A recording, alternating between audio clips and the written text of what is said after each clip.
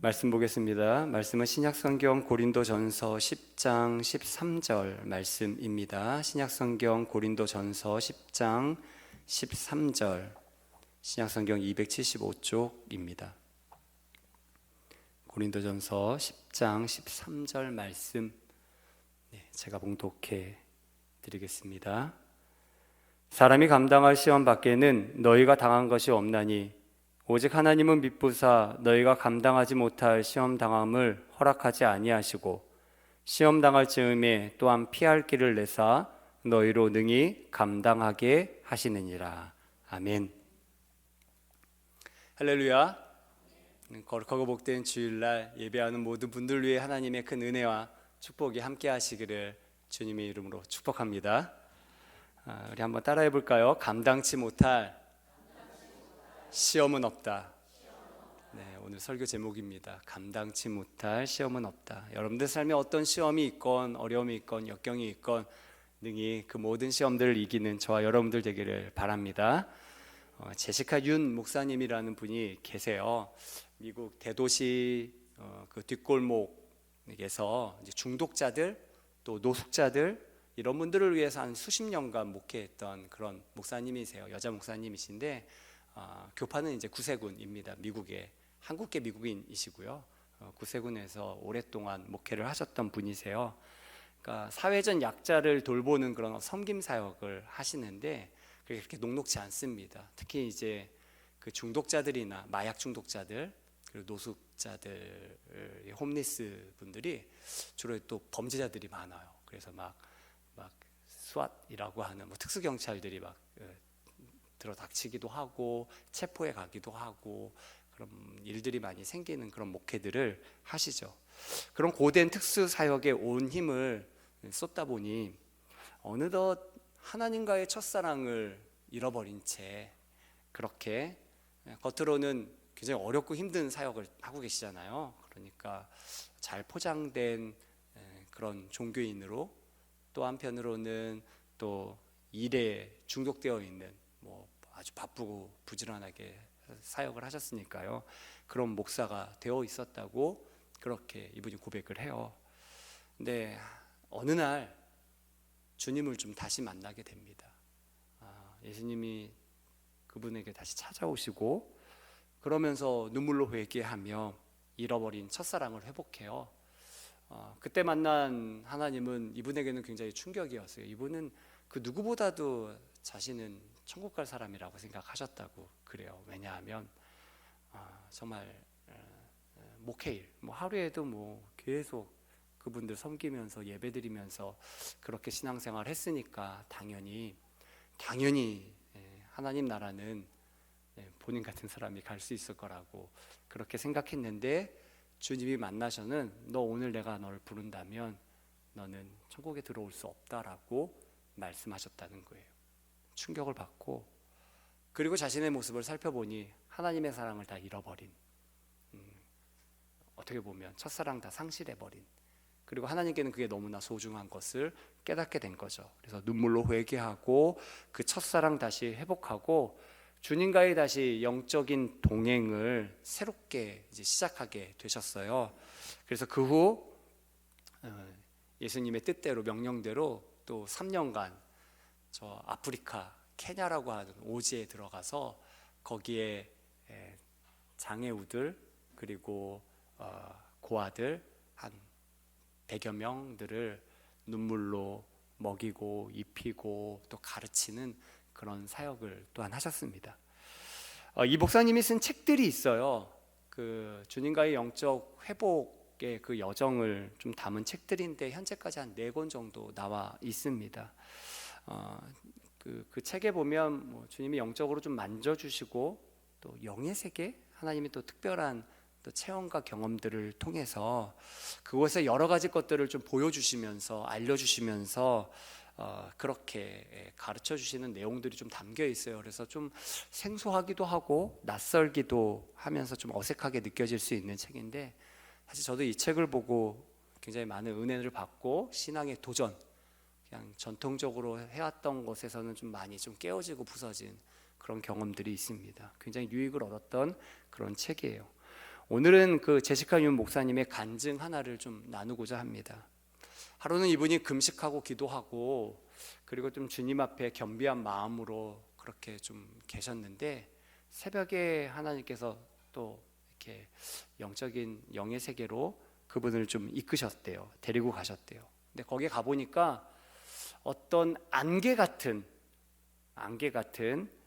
뿌연 것이 자기를 이렇게 가로막고 있었어요. 그래서 좀 자세히 이렇게 들여다봤더니 안개가 아니고 거미줄이었는데, 보통 이제 거미줄 그러면 얼기설기 이렇게 되어 있잖아요. 그게 아니라 이게 얼마나 겹겹이 이렇게 빽빽히 이렇게 거미줄로 이렇게 되어 있는지, 송뭉치처럼 아주 그냥 그렇게 꽉 차 있었는데, 그거를 딱 아는 순간 그 허연 것들이, 그 거미줄이 뭐 앞으로 뭐 좌우상하할 거 없이 자기를 이렇게 다가오더라는 거예요. 옥죄어 오더라는 거예요. 근데 그 순간 이제 자신은 느껴지는 게 뭐냐면, 자신은 좀 알처럼 아주 보잘것없고 연약한데, 이게 만약 다가와 버리면, 닿으면 자기는 바스러질 수밖에 없더라는 거예요. 그렇게 느껴지더라는 거죠. 그래서 얼마나 놀라고 또 두려운지, 겁이 났는지 그 순간에 주님을 찾았다는 거예요. 외쳤다는 거죠. 주님, 여긴 어딘가요? 저 좀 살려주세요. 그리고 막 부르짖고 그렇게 찾았대요. 그러면서 외치다가 깨어나게 됐다는 거예요. 깨어났다는 겁니다. 깨어난 후에도 마음이 얼마나 좀 어둡고 좀 답답하고 힘든지 그러고 있는데, 며칠 후 주님께 요 문제들을 이렇게 구했더니 이렇게 말씀을 해주시더래요. 그러면서 뭐라고 말씀하시냐면, 그 거미줄은 너를 옥죄고 있는 환경이다.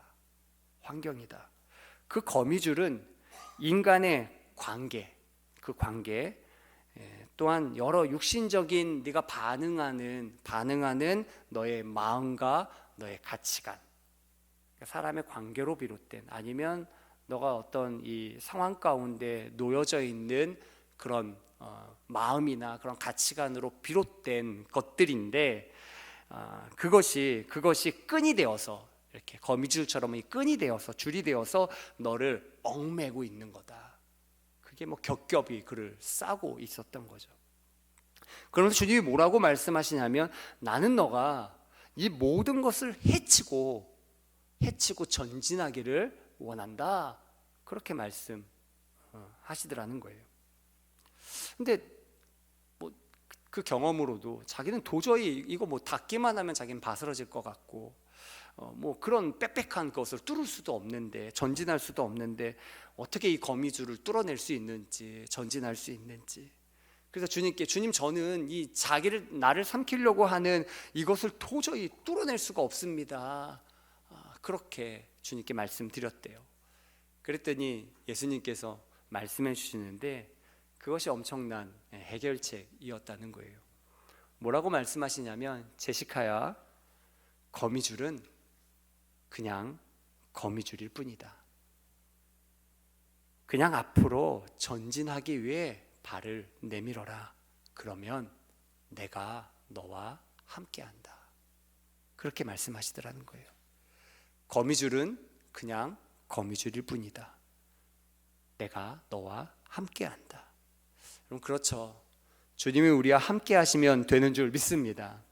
나는 바스라질 것 같고, 나는 그걸 도저히 뚫을 수 없을 것 같아도, 그게 사방으로 나를 옥죄어 올지라도 주님께는 한낱 거미줄에 불과한 거죠.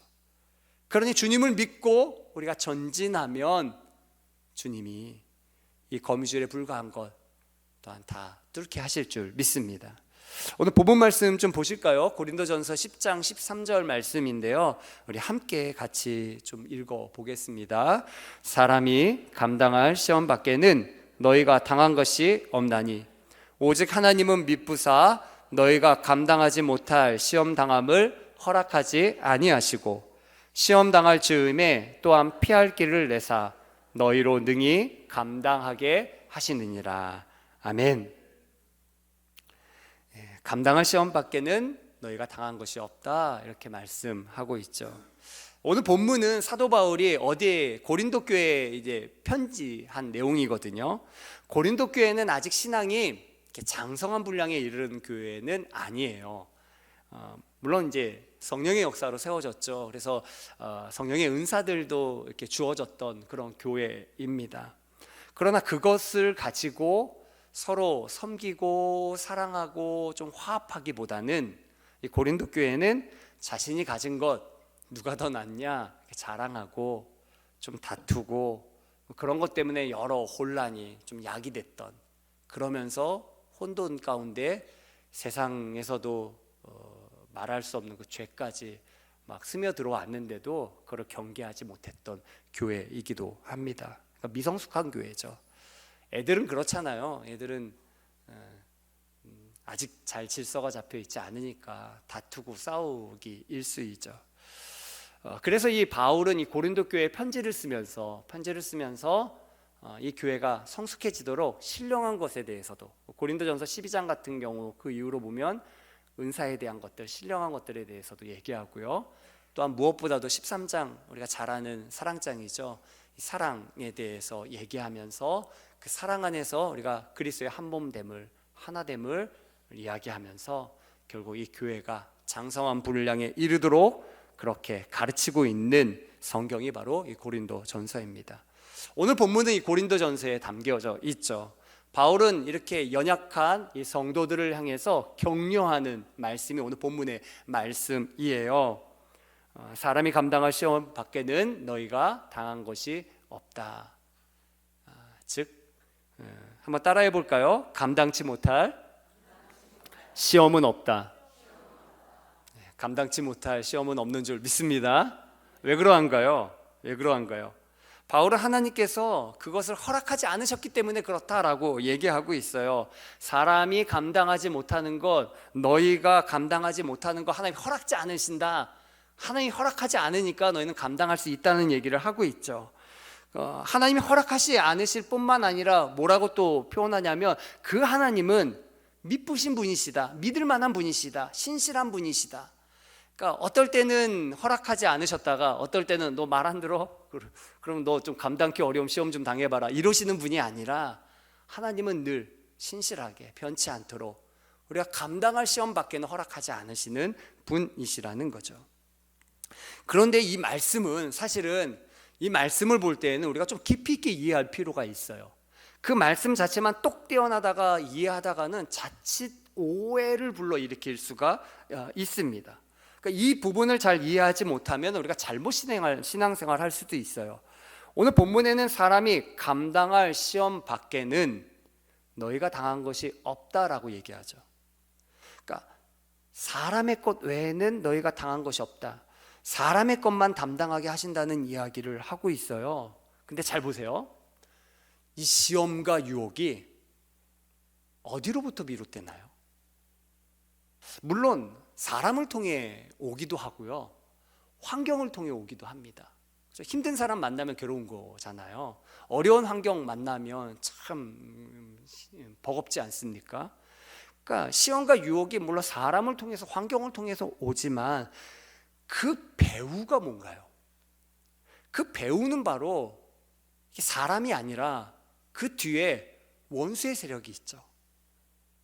사탄, 마귀, 그 원수의 세력이 있는 겁니다. 아담과 하와가 타락할 때 그냥 자기들이 타락했나요? 왜 타락했죠? 뱀이 그거 먹어봐, 눈 밝아져, 너 하나님처럼 돼, 이렇게 얘기한 거죠. 그러니까 아담과 하와가 그냥 자기 혼자 타락한 게 아니라 유혹하는 세력이 있었던 거예요. 그래서 타락한 거죠. 근데 이 뱀에 대해서 성경 맨 마지막 책인 요한계시록에서는 뭐라고 얘기하냐면 이렇게 얘기합니다. 요한계시록 12장 9절에 보면 큰 용이 내쫓기니 옛뱀 곧 마귀라고도 하고 사탄이라고도 하며 온 천하를 꿰는 자라, 이렇게 표현하고 있죠.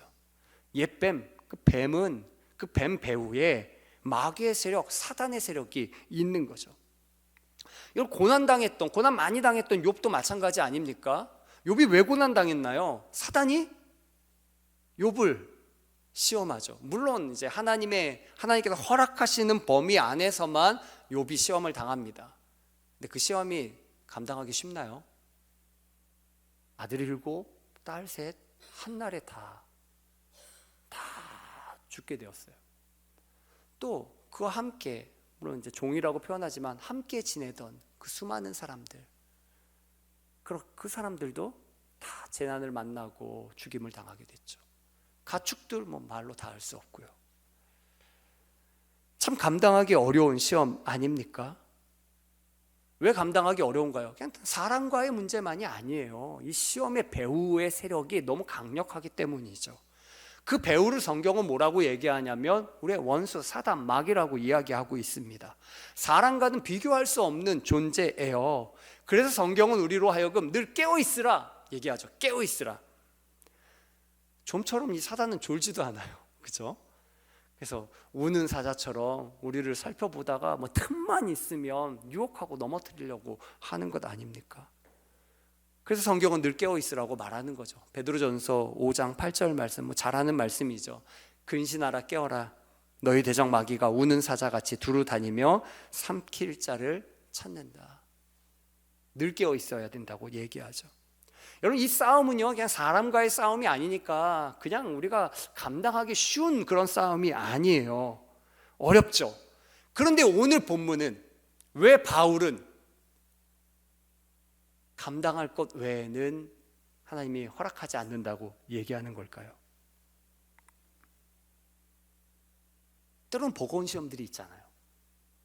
그냥 성경에서 그렇다고 얘기하니까 그냥 그렇다고 믿기만 하면 되는 건가요? 막상 여러분들의 현실은 때로는 버거운 시험과 환경이 여러분들 옥죄오지 않습니까?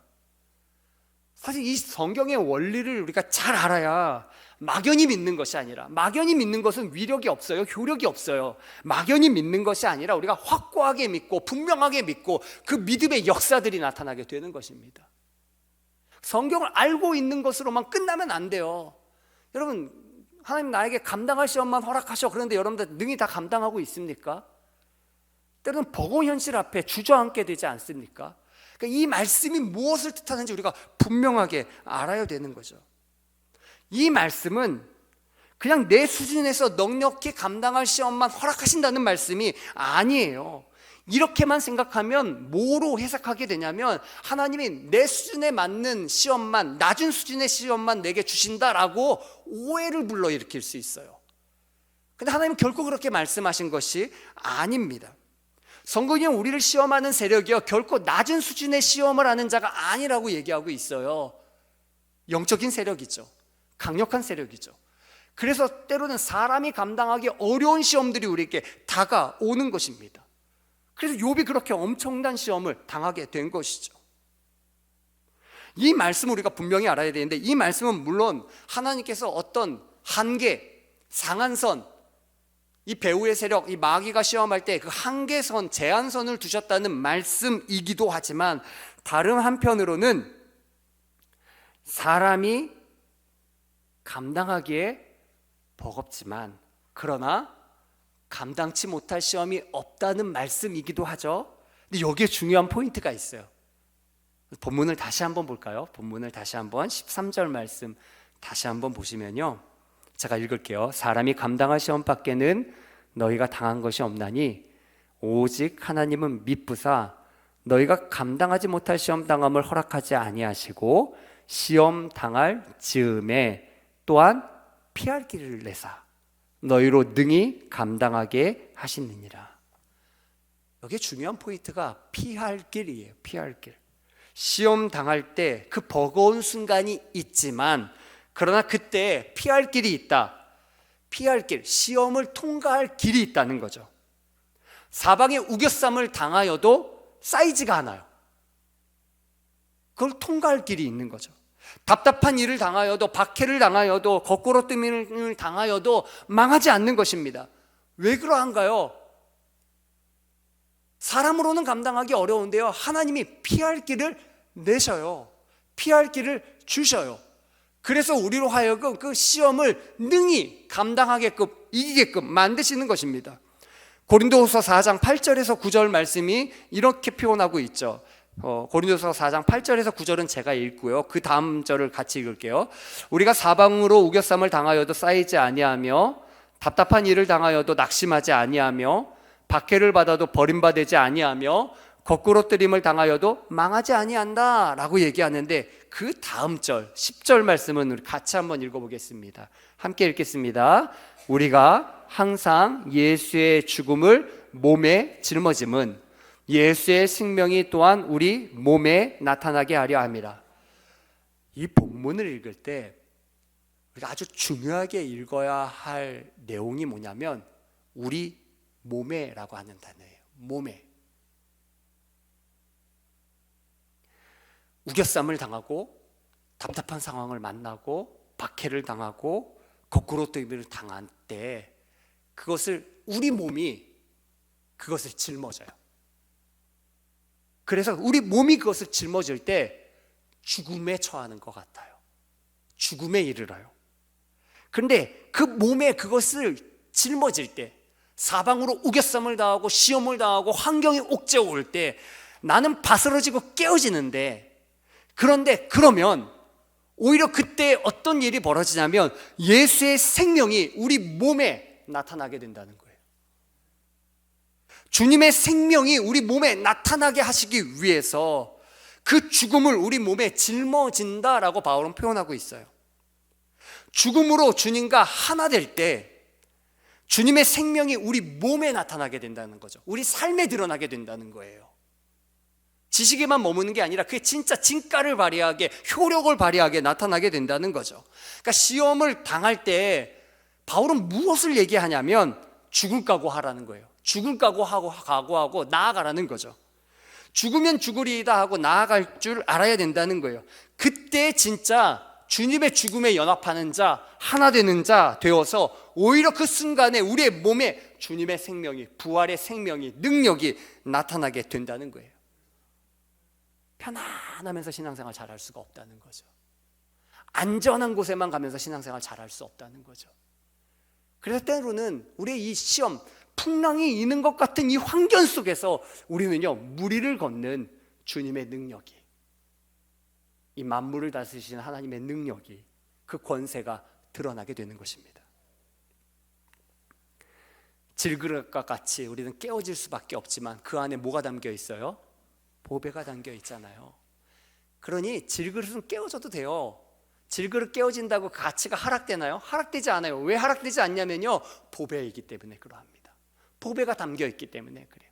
전혀 가치가 손상되지 않습니다. 오히려 우리는 깨어질 때 심히 큰 하나님의 능력이 우리의 삶에, 우리의 몸에, 우리의 생활 가운데 나타나게 되는 줄 믿습니다. 그러니까 거미줄 무서워하고 움츠러 들고 숨으면 끝이에요. 그러나 믿음으로 전진하면 주님이 함께 하시고 능히 이기게 하시는 줄 믿습니다. 그러니 눈에 비친 환경, 느낌, 이것이 아니라 주님 말씀 의지해서 시험 당할 때 죽을 각오하고 전진하면 하나님이 능히 감당케 하시는 줄 믿습니다. 하나님은 미쁘신 분이신 줄 믿습니다. 하나님 피할 길을 내세요. 하나님 피할 길을 내시는 분 아닙니까? 아담이 범죄할 때 끝났나요? 아니에요. 하나님이요, 가죽옷으로 덮으셨죠. 노아 때 홍수 심판 때 그러면 다 멸망당했나요? 아니에요. 하나님은요, 구원의 방주를 예비하셨죠. 소돔과 고모라 불로 그 성을 다 멸할 때에도요, 하나님은 롯으로 하여금 그것을 피하여 갈 수 있도록 주님은 말씀하셨어요. 우리도 모든 시험이 우리 가운데 옥죄어 올 때 주님은요, 무엇보다도 예수 그리스도 안에서 우리로 하여금 피할 길, 생명길, 부활의 길을 여시는 줄 믿습니다. 그러니 이것을 바로 알아야겠죠. 우리 주님이 피할 길이 되신다는 것을 여러분들이 바로 붙들고 아는 저와 여러분들 되기를 간절히 축원합니다. 주님 안에서 그 모든 시험들을 능히 이기는 그런 복된 성도님들이 되시기를 바라요. 여러분, 스펄절 목사님, 영국의 아주 유명한 설교자이시죠. 이 목사님의 일화입니다. 이 목사님의 하루는 어느 이제 나이 많은 여자분 성도님 가정에서 신방을 요청했어요. 그래서 찾아갔더니 가정이 아주 그냥 판잣집 단칸방에 이분도 이제 영양실조로 생명이 굉장히 위독한 그런 상황이었어요. 그런 상황에 이제 신방을 요청한 거죠. 그래서 가서 이제 신방을 하면서 보니까 이 여자분 집에 그 옆에 액자 하나가 걸려 있어요. 근데 그 액자에 뭔가 증서가 이렇게 담겨져 있는 거예요. 그래서 물어봤어요. 이거 당신 겁니까? 이렇게 물어봤더니 본인 거래요. 본인 거래요. 그러면서 이게 뭔지에 대해서 이제 설명을 해주는 거예요. 이게 뭐냐면 자기가 사실은 영국에 어떤 집 가정에서 오랫동안 가정부로 그렇게 일했다는 거예요. 한 반세기 넘도록, 한 50년 넘도록 그렇게 그 가정에서 그렇게 오래 일했었대요. 근데 그 부인이, 집주인 부인이 이제 죽기 전에 마지막으로 이 증서를 자기에게 줬대요. 증서를 줘서 그거를 죽기 전에 주셨거든요. 너무 자랑스럽게, 아주 귀한 거라고 생각해서, 자랑스럽게 생각해서 액자까지 만들어 갖고 벽에 이제 걸어 놓은 거예요. 10년 전에 돌아가셨는데 그때부터 이 벽에 계속 걸려 있었던 거죠. 스폴츠 목사님이 이게 좀 범상치가 않아요. 그래서 내가 좀 이거를 좀 가져가서 좀 자세히 살펴봐도 되겠냐고. 그리고 이제 스폴츠 목사님이 그 증서를 가지고 이제 영국으로 갑니다. 그리고 가서 알아봤더니요, 이 증서가 뭐냐면 영국 귀족 그 가정에서 그 부인이, 귀족 부인이 그녀의 가정부에게 자기 집을 그리고 유산을 남겨준 그런 증서였어요. 근데 이분은요, 글을 읽을 줄 몰랐거든요. 그러니까 그분이 줬을 때 귀한 것이라고만 생각하고 자랑하듯이 집에 걸어뒀지만 그녀의 삶은 10년 전부터 여전히 그 판잣집에 제대로 먹지도 못해서 영양실조에 생명조차 위독한 그런 상황이었죠. 물론 스폴저 목사님이 그 돈을 상속받도록 도와드렸지만 좀 더 일찍 발견됐더라면 좋았을 텐데 이미 생명이 위독한 상태여서 큰 도움은 되지 못했다고 그렇게 이야기해요. 여러분, 우리도 마찬가지입니다. 하나님이 우리에게 주신 것이 무엇인지 우리가 막연하게만 생각하면 안 돼요. 성경에 그렇게 얘기하고 있으니까, 뭐 감당한 시험만 주신다고 하시니까 그냥 액자만 걸어놓고 그냥 바라만 보고 있으면 안 됩니다. 그게 진짜 어떤 효력을 발생하고 있는지, 무엇을 의미하고 있는지, 어떤 것을 줄 수 있는지를 우리가 바로 알 때 우리의 삶에 진정한 하나님의 은혜가 넘치게 되는 줄 믿습니다. 성경 한 군데 더 보실까요? 빌립보서 2장 9절부터 11절 말씀입니다. 빌립보서 2장 9절부터 11절 말씀. 우리 함께 읽으실까요? 우리 함께 읽겠습니다. 이러므로 하나님이 그를 지극히 높여 모든 이름 위에 뛰어난 이름을 주사 하늘에 있는 자들과 땅에 있는 자들과 땅 아래에 있는 자들로 모든 무릎을 예수의 이름에 꿇게 하시고 모든 입으로 예수 그리스도를 주라 시인하여 하나님 아버지께 영광을 돌리게 하셨느니라. 아멘. 사실 이 말씀은 이제 케네스 해김 목사님이 설교 준비하기가 아니라 그냥 이 말씀을 깊이 이제 묵상하고 있다가 갑자기 이 말씀 중에 이 10절에 있는 말씀, 하늘에 있는 자들과 땅에 있는 자들과 땅 아래에 있는 자들로 다 주님의 이름 앞에 무릎 꿇게 했다. 그리고 주님이 되셔서 다스리게 했다는 내용이 이 말씀에 들려져 있는데, 땅에 있는 자들이라는 말이 이 케네스 해김 목사님에게 굉장히 강력하게 다가왔어요. 얼마나 이게 성령께서 깨닫게 하셨는지 성경을 읽다가 벌떡 일어나갖고는 이분이 외치기 시작했대요. 뭐라고 외쳤냐면, 여기 9절에 보면 하나님이 그를 지극히 높여 모든 이름 위에 뛰어난 이름을 주셨다 그랬잖아요. 주님의 이름이 이와 같은 권세, 하늘 위에나 저 땅이나 땅 아래 다 주님이 다스리도록 아주 뛰어난 이름을 주셨다는 것을 깨닫고 벌떡 일어나갖고는 지저스 네임, 예수의 이름으로 나의 형님 덥의 삶에 역사하는 마귀의 권세는 다 깨어질지어다. 그가 그를 해방할지어다. 그를 구원할지어다. 이렇게 주님의 이름을 크게 외치며 그렇게 선포했대요. 놀라운 것은요, 그렇게 선포한 지 열흘 만에 자기 형이 진짜 예수님 믿고 구원받는 놀라운 일이 있었다는 거예요. 이게 왜 놀랍냐면, 케네스 해긴 목사님 워낙 성령의 역사를 하시는 분이시잖아요. 성령의 역사를 하시는 분이고 놀라운 병도 고치고 그랬던 분이신데, 이분이 형을 위해서 얼마 동안을 기도했냐면 무려 10년 동안 계속 15년 동안 계속 기도해 왔어요. 금식도 하고 기도도 하고 그걸 계속 반복하면서 형을 구원하기 위해 15년간 분투하고 있었거든요. 그런데 이 빌립보서에 있는 이 말씀, 주님의 이름이 어떠한지에 대해서 이 성경 말씀을 통하여서 깨닫게 되었을 때 그것을 진짜 믿음으로 선포했더니 15년 동안의 그 기도하고는 전혀 다르게 10일 이내에 그 형이 구원받는 놀라운 그런 역사가 나타나게 되었다는 거죠. 우리 신장의 교회 여러분, 하나님의 말씀이 여러분들의 삶 가운데 효력을 발휘하게 되기를 간절히 축원합니다. 그 말씀을요, 여러분 계속 묵상하셔야 돼요. 아마 여러분들의 삶을 옥죄는 것들이 있어요. 그럼에도 불구하고 하나님의 말씀이 그냥 증서에만 머물러 있으면요, 우리는 세상을 이길 수가 없습니다.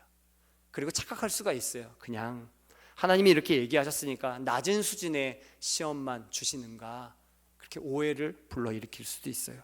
그렇지 않습니다. 하나님은요, 여러분들로 하여금 주님 안에서 능히 시험을 이기게 하시는 줄 믿습니다. 피할 길을 여시는 줄 믿습니다. 생명길을 여시는 줄 믿습니다. 그래서 온 땅을 다스리게 만드시는 분이 바로 우리 주님이세요. 여러분들의 삶도, 여러분들의 가정도 다스리게 만드세요. 그러니 그 주님을 의지하는 저와 여러분들 되기를 간절히 축원합니다.